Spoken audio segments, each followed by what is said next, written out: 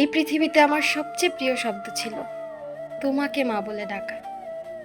আর আজ সেই শব্দটাই বুকের ভেতর সবচেয়ে বেশি ব্যথা দেয়। তুমি চলে যাওয়ার পর থেকে জীবনটা আর আগের মতো নেই মা। সব কিছু আছে, মানুষ আছে, আলো আছে, ব্যস্ততাও আছে, শুধু আমার পৃথিবীর সবচেয়ে আপন মানুষটা নেই।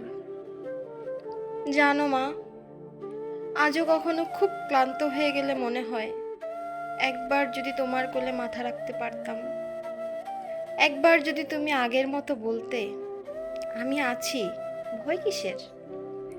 তোমার সেই মায়া ভরা চোখ, সেই মুখের হাসি, সেই আদর মাখা ডাক, সব কিছুই এখন শুধুই স্মৃতি।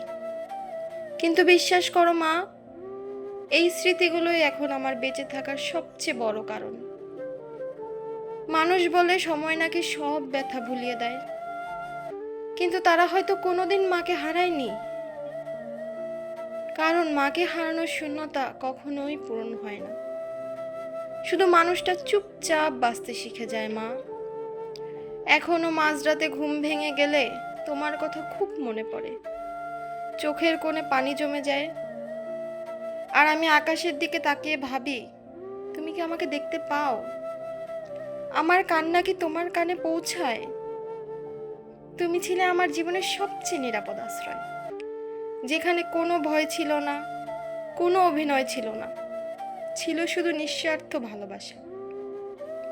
আজ পৃথিবীতে অনেক মানুষ আছে, কিন্তু তোমার মতো করে কেউ আর বলে না খেয়েছিস। কেউ আমার কষ্ট বুঝে মাথায় হাত রাখে না। তুমি চলে যাওয়ার দিন আমি শুধু তোমাকেই হারাইনি, হারিয়ে ফেলেছি আমার হাসির একটা অংশ, আমার সাহসের একটা অংশ, আমার পুরো পৃথিবীর শান্তিটা।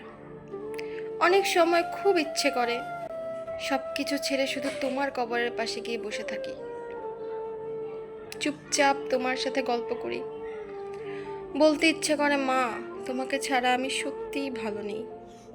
তুমি জানো মা, আজও আমি মানুষের ভিড়ে তোমাকেই খুঁজি।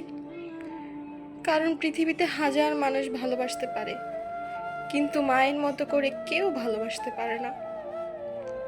যেখানেই থাকো মা, আল্লাহ যেন তোমাকে জান্নাতের সবচেয়ে সুন্দর জায়গাটা দান করেন।